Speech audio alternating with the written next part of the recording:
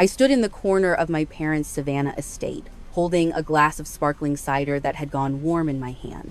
The annual Henderson Holiday Gala was in full swing, 70 relatives crammed into a parlor designed for 20.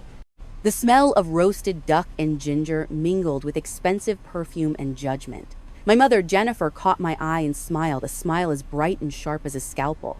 She introduced me to the guests with a practiced, pitying smile, calling me her diligent little artisan who spent her days tending to the dust of history, the polite Savannah way of telling the elite I was nothing more than a high-end janitor. I didn't know it yet, but this was their last night of control. At that point, would you have corrected their ignorance, or would you have let their own arrogance lead the way? Tyler swaggered toward me, swirling a scotch that probably cost $300. At 32, he was the crown jewel of the Henderson family, the charismatic dealer who had built an entire reputation on leased luxury and brokered lies. He clapped my shoulder with a forced familiarity, his grip just tight enough to be an assertion of dominance in a room full of people. He asked if I was finally ready to stop dusting old oil and start doing real work. The job offer he presented was almost a parody of sibling kindness. He wanted me at his new Savannah gallery, straightening frames and managing the air filtration for $400 a week. He said it with a smile that expected a thank you, as if he were throwing a life jacket to a drowning woman, oblivious to the fact that I was the one keeping his industry afloat. I watched his mouth move, listening to the condescension drip like a poorly mixed varnish. Looking back now, it took me years to understand that silence isn't a lack of power, it is a tactical choice. I have lived within the survivalist invisible chain for so long that I have learned to absorb insults the same way a neutral sponge handles a caustic chemical in my laboratory. At the time, I didn't realize that my family required me to be a failure so that Tyler's brittle ego could remain intact. His existence was a performance that required an audience, and I had been cast as the unachieved extra. I looked at him and realized that some people are so loud about their success because they have nothing else to hold them up. As he gestured broadly to punctuate another boast about his million-dollar acquisitions, the light from the crystal chandelier caught a microscopic smear on his starch-white French cuff. To the 70 guests in the parlor, it was likely just a stray mark of red ink, or perhaps a drop of expensive wine. But my eyes are trained to authenticate truth at the molecular level, far beyond the vanity of the Savannah elite. It was a specific, highly illegal synthetic vermilion pigment. This wasn't just paint. It was the exact chemical signature I had spent the last 9 months tracking in a high-stakes federal art forgery investigation, a case involving the systematic replacement of Southern heritage with brilliant, poisoned fakes. I knew its exact composition, its illegal origin, and the devastating legal weight it carried.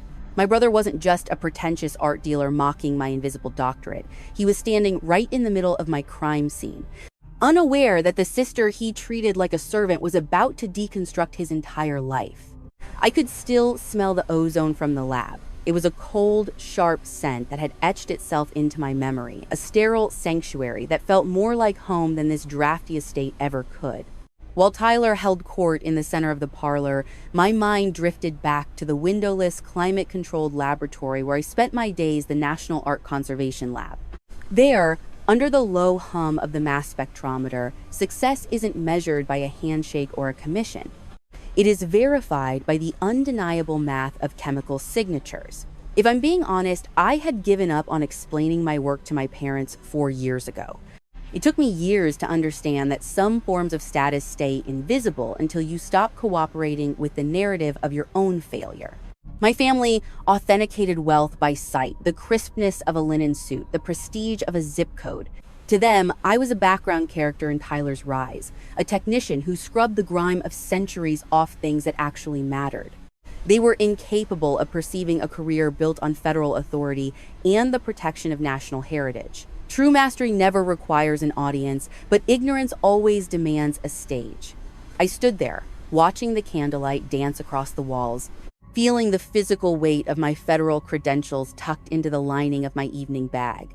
It was a high-status silence.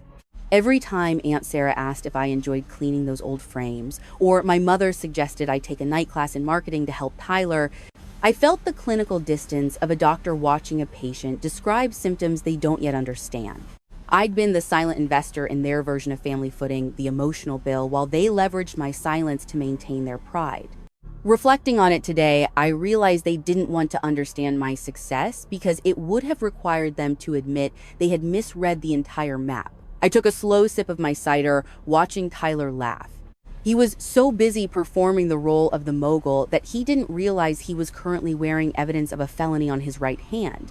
The ozone from the lab was gone now, replaced by the metallic tang of an approaching storm, a clinical, inevitable accounting that was about to arrive on their doorstep. Tyler clinked his glass, demanding the room's absolute silence.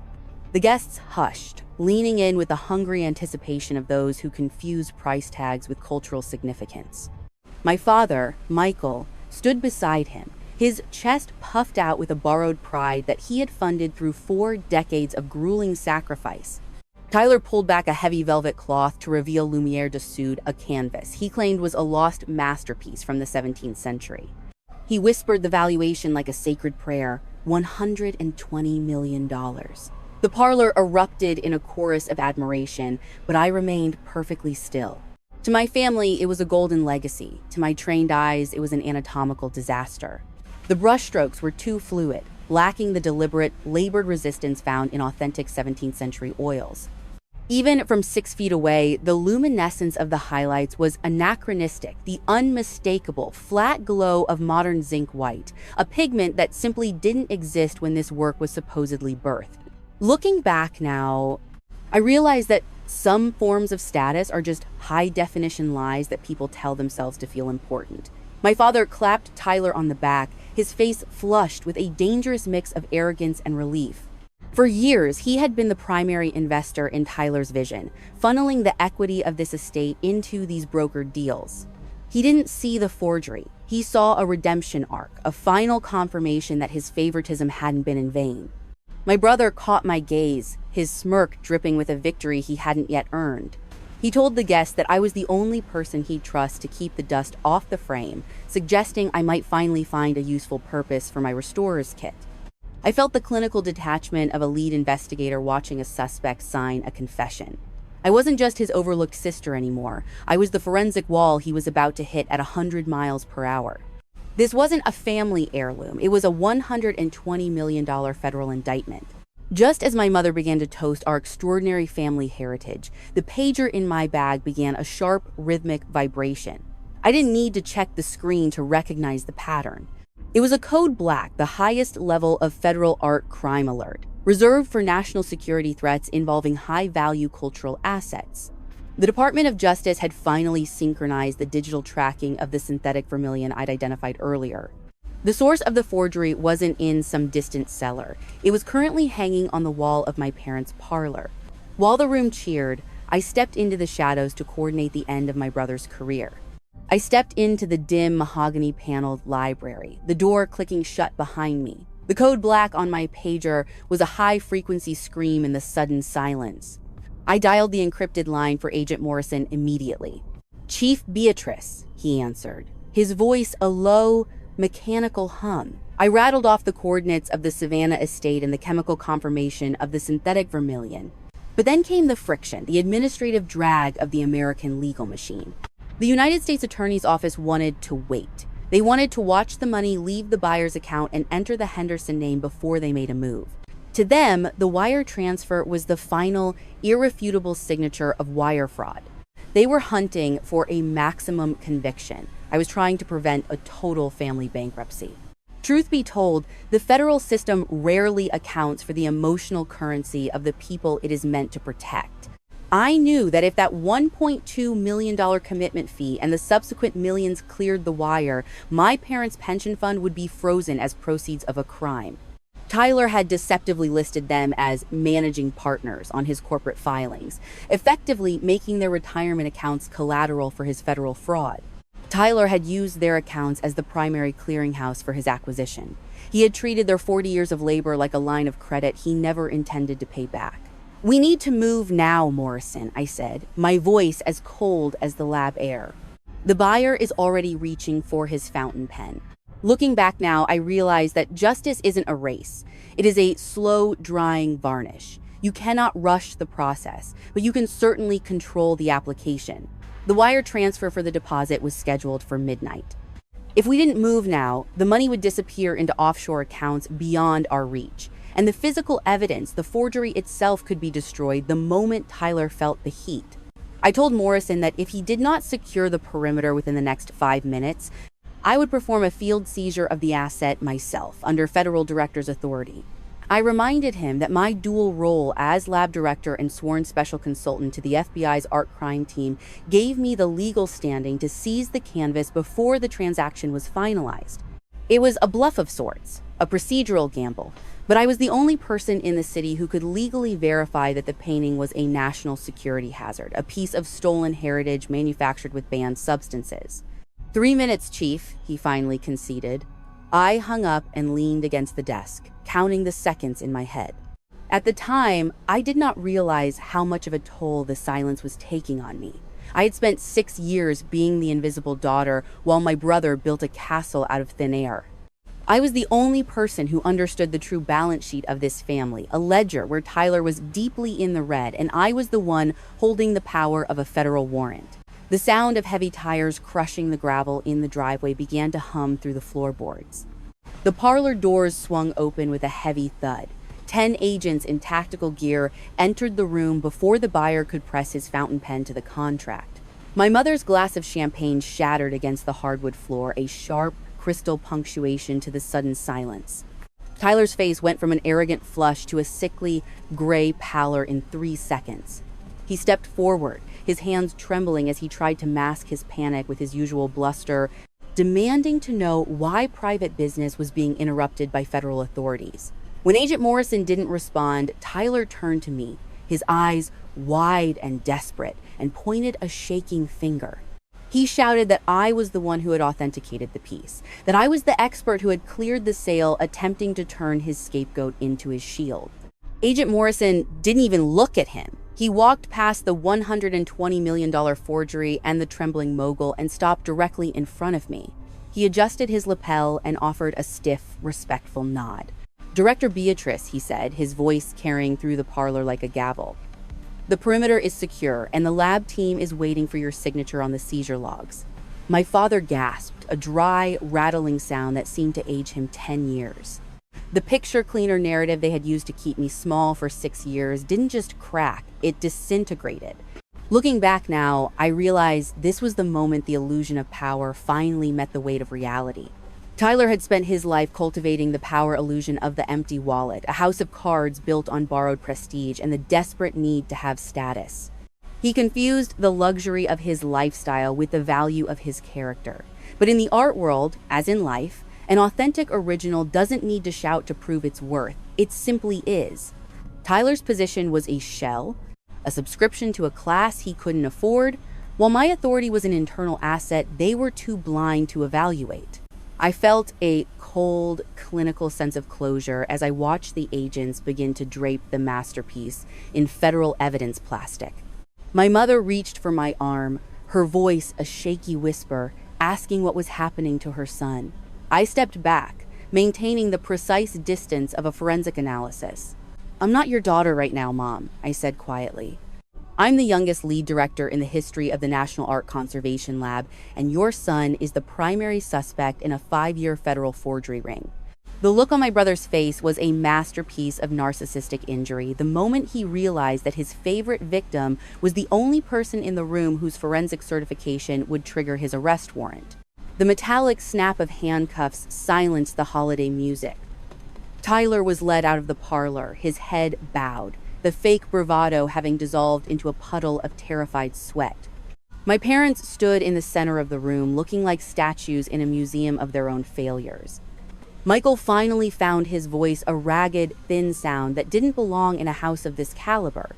He told me I had to do something, to call someone, to use whatever influence my fancy federal title afforded me to make this go away for his son. Jennifer chimed in, her tears finally real, begging me to remember that we were family. She said they were proud of me now, as if their pride was a currency they could suddenly trade for Tyler's freedom. If I'm being honest, It was the most transparent transaction I had ever witnessed. I looked at them and realized you cannot be proud of a person's success if you weren't willing to respect their struggle. For 6 years, I had been the picture cleaner, the invisible technician they used as a punchline for 70 guests. Now that the golden child had been revealed as a federal fraud, they expected the servant to become the savior. I told them that the investigation into Tyler's gallery hadn't started tonight.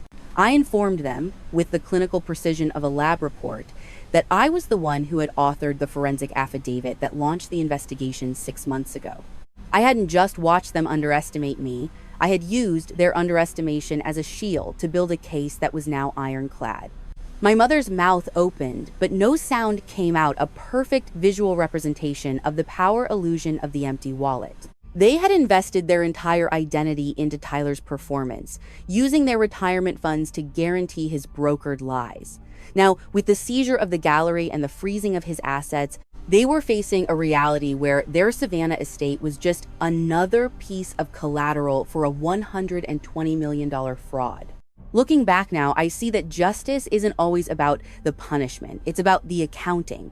I had been the silent investor in their version of family, footing the emotional bill while they leveraged my silence to maintain their vanity. But the ledger was finally balanced. I told Agent Morrison to proceed with the remaining seizures. As I walked toward the front door, leaving the 70 confused relatives and the cloying scent of perfume behind, I realized that I wasn't just leaving a party, I was closing a subscription to a version of family I could no longer afford to fund. The museum of my past has finally closed its doors. 6 months have passed since the night the Savannah parlor became a federal processing center. Tyler is currently awaiting trial on 14 counts of wire fraud and the illegal trafficking of stolen cultural property. If I'm being honest, the legal system moves with a slow, grinding inevitability that no amount of rented charisma can stall. The historic estate was sold 3 months ago to cover a fraction of the restitution owed to the European investment group. My parents now live in a small 2-bedroom apartment near the coast, a space that my father, Michael, complains is beneath his dignity, though he fails to realize that dignity is an internal asset, not a property of square footage.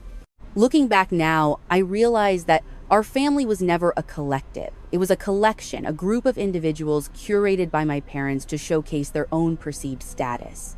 In the world of high-end art, there is a fundamental difference between having and being. My family spent decades obsessed with what they had, the right labels, the right associates, the golden child who could broker a high-stakes deal. They were so focused on the provenance of their social standing that they ignored the quality of the characters living under their roof. It took me years to understand that some people are simply incapable of authenticating value that doesn't come with a visible price tag. I have established a new laboratory and foundation in the wake of the scandal. I used the consulting fees I'd quietly accumulated over the years, funds they assumed didn't exist because they never bothered to ask to provide legal support and forensic expertise for heritage preservation. It is a form of accounting that brings me a peace I never found in the Savannah parlor. I am no longer the silent investor in their vanity. I have withdrawn my emotional equity, and for the first time in 31 years, the ledger is clean. If I'm being honest, there were moments in the beginning when I wondered if I was being too clinical, too cold. But then I remember the microscopic pigment on Tyler's cuff and the way my mother looked at my navy dress with such profound disappointment. They didn't want a daughter. They wanted a technician who wouldn't disturb the lighting on their favorite exhibit.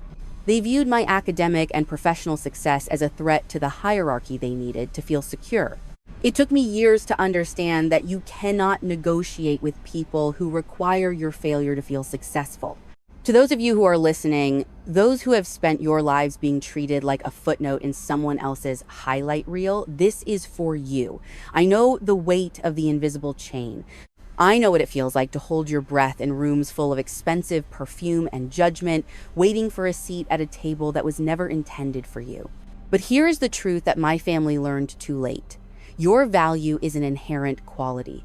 It is not something that can be appraised by people who aren't qualified to see past the frame. You do not need their authentication to be a masterpiece. Sometimes, the most powerful thing you can do is stop correcting their misperceptions and simply walk out of the gallery.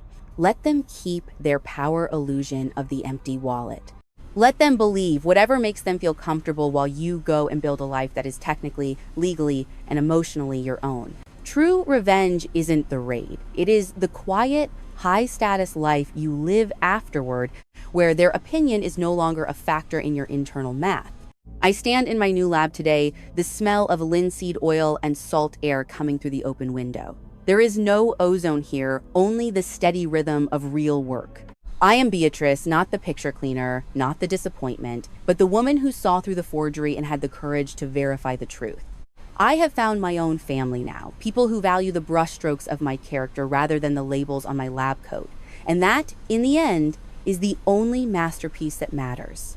If this story has resonated with your own experience, I'd like to hear your perspective. Have you ever had to walk away from a dynamic that refused to see your worth? What would you have done in my place?